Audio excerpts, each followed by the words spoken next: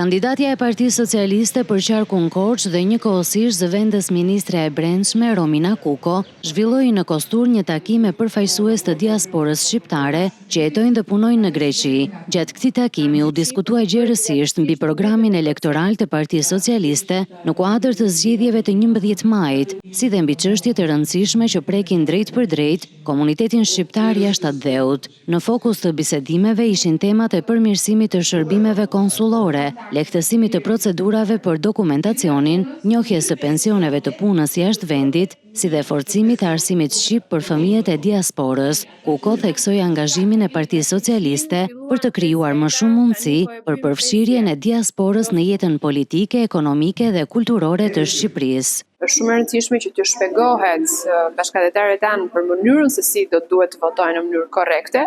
Kështu që jemi sot edhe për t'ju shpjeguar këtë metodë, që ata të mos bëjnë një gabim i cili normalisht është normal në një proces të ri, por dhe për t'ju shpjeguar edhe një herë programin e Partisë Socialiste kur vjen puna për diasporën, i cili përfshin investimet për ta, përfshin lehtësimet për ata që duan të kthehen në Shqipëri, përfshin patjetër lehtësimin e taksave, krijimin e kushteve për ata që do duan të hapin bizneset e tyre, mundësinë e punësimit të rinjve, mundësinë e ndërtimit të disa sektorëve të cilët është në fakt që në Shqipëri paguajnë më mirë se sa në vendet e tjera,